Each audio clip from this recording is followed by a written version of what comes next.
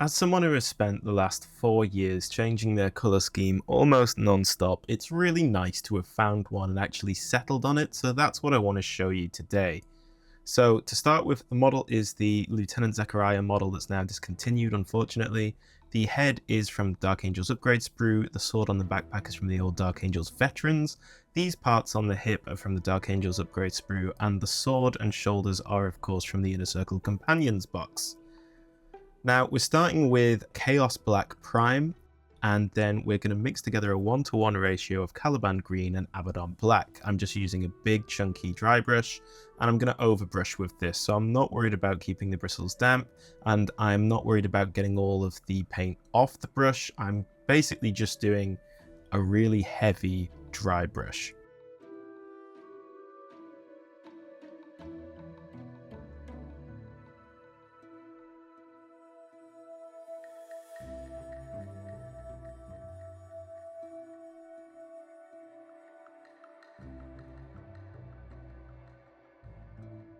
Once our overbrush is done, we're going to move on to a nice dry brush. We're taking another 1-to-1 ratio. This is Warpstone Glow and Moot Green, again, both from the Citadel range. We're going to give them a good mix. And then I'm using this wet sponge here to make sure that my dry brush is a little bit damp. And then I'm just getting rid of the excess moisture by kind of brushing my hand. This lets you kind of feel exactly how much moisture is still in the bristles and make a good judgment about how much you need. So now that my paints are mixed, I'm just going to get rid of all of the excess. I want to make sure this is a proper dry brush and get rid of all of that excess paint from the brush. And again, we're just going to go over the entire model, any place that there is armor paneling.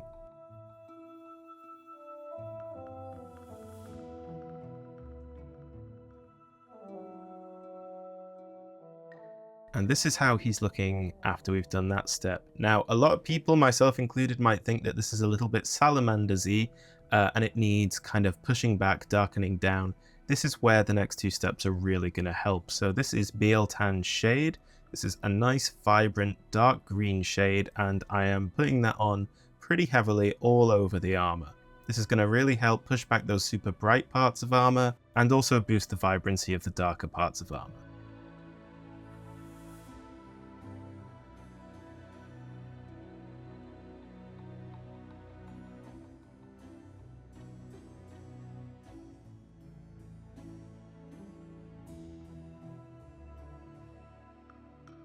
Now, if you're anything like me, that might still be a little bit too bright, so I'm next taking some Nuln Oil and I'm repeating the exact same step. I'm covering the entire model on all the armor with my Nuln Oil, and I'm not letting it pool too heavily, but I am slapping it on pretty thick to just get really good coverage and push all of those brighter tones down. Once that's dried, we're left with our kind of base armor plating looking like this. Now, the most excruciating step is to go in and do all of our edge highlights with Moot Green. You can get a much more realistic look if you do the Warpstone Glow highlight a bit chunkier and then come to this step, but personally I really like the way that this vibrant bright green pops against the dark armor. And to be honest, I don't have the time. I am very much an army painter and not a competition painter. So for the bulk of my models, I will just do a single highlight of Moot Green. And this really helps them stand out on the tabletop because the contrast between the plate and the edges is just really nice, really vibrant, and very eye-catching.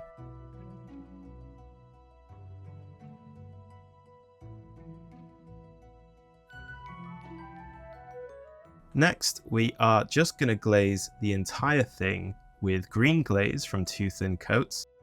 This is something that I've started doing with all my Dark Angels. Again, similar to the Biel-Tan shade, it really helps kind of tie all the greens together. It adds more vibrancy.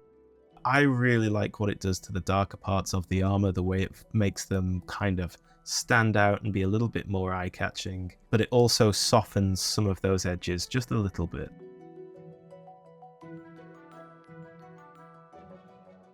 Next, I've decided to go for Dragon's Gold, again from Two Thin Coats. I massively prefer their metallics now to Citadel, so that is what I pretty much always use for metallics.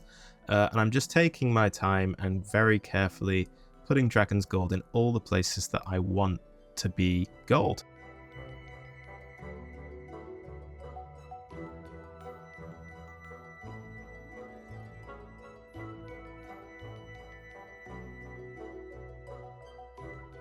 So you'll notice here that we have got some Xandri dust on all of the robes. I'm not going to tell you the entire robes process because it comes from the painting coach. So if you want to know how to do the painting coach's style of Dark Angel's robes, the video is going to be linked in the comments. It is going to be linked in the description, and there's going to be an information card at the top right hand corner of the screen right now. In terms of everything else, I'm using Galvorbak Red to do the backs of the robes. I'm using Rhinox Hide to do all of the leather, and I'm doing Surcoat Silver to do all of the silver paneling.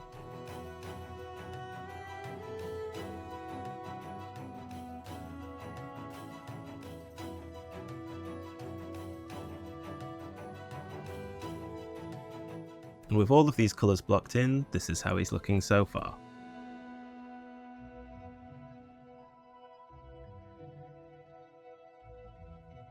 So we're also going to use a little bit of Battle Axe Brass just to do this little reliquary that is hanging from his belt. And I'm going to take Grey Seer and I'm going to use that to paint all of the sections that are white on the armour.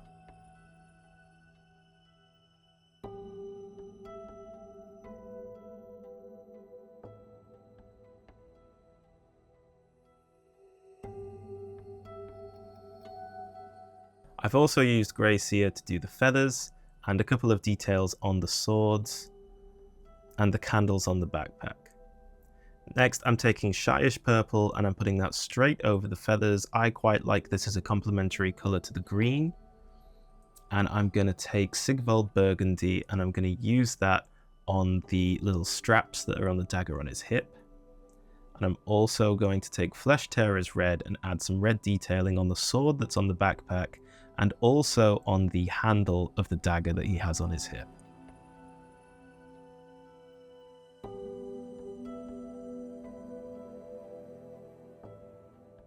This now is Skeleton Horde. I'm putting this on the candles.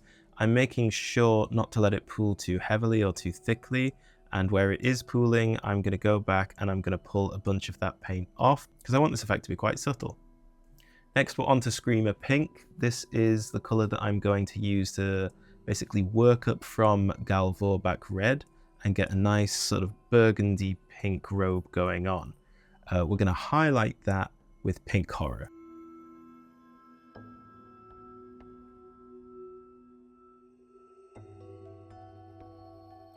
Next, it's time for everyone's favourite. It is Nuln Oil. This is going over every single bit of silver that we've already painted. So the sword, the backpack fence, the key on the front of his belt. We're also going to coat the reliquary with this. And then we're getting some Reikland Flesh Shade, and that's going to go over all of the gold parts of the model.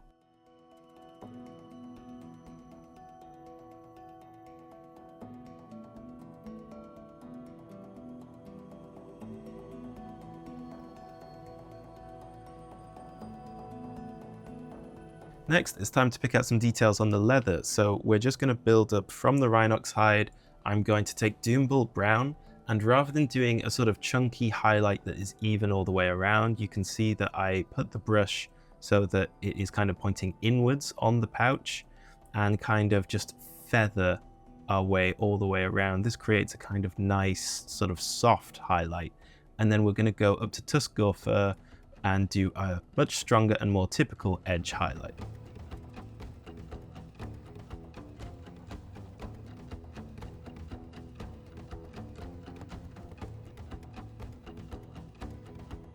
Then I'm going to highlight all of my reds with Evil Sun Scarlet.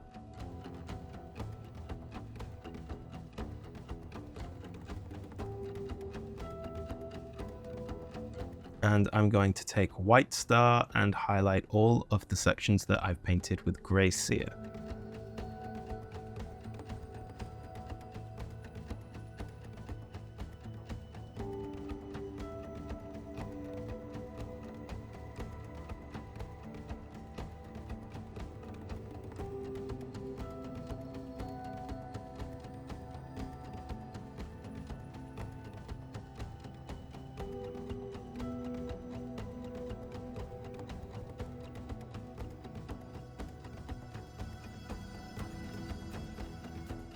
Next, I'm taking Mithril Blade and I'm going to highlight all of my silvers.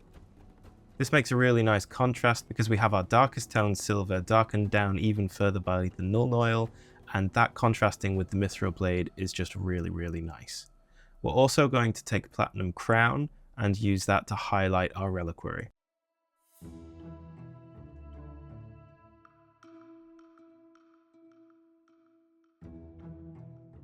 And then to finish the metals, I'm just highlighting all of the gold with glistening gold.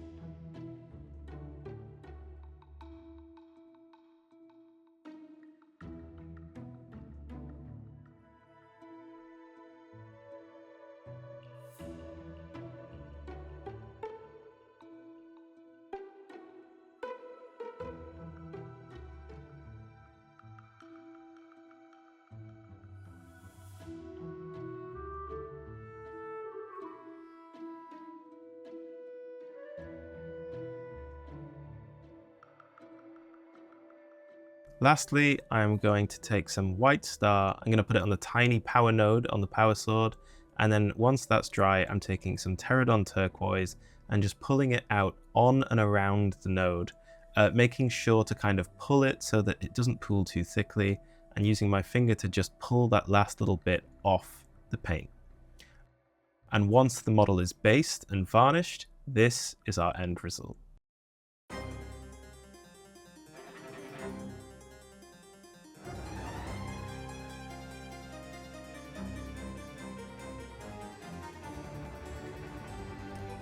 I hope you've enjoyed watching this video. As someone who really wants their models to look as good as possible, but also has a lot of models to paint to get ready for the tabletop, it's taken me a long time to find a recipe that kind of balances the two. This is perfect for me because, especially for the green, it's pretty quick, it's very simple, but I think it still looks really nice and really vibrant.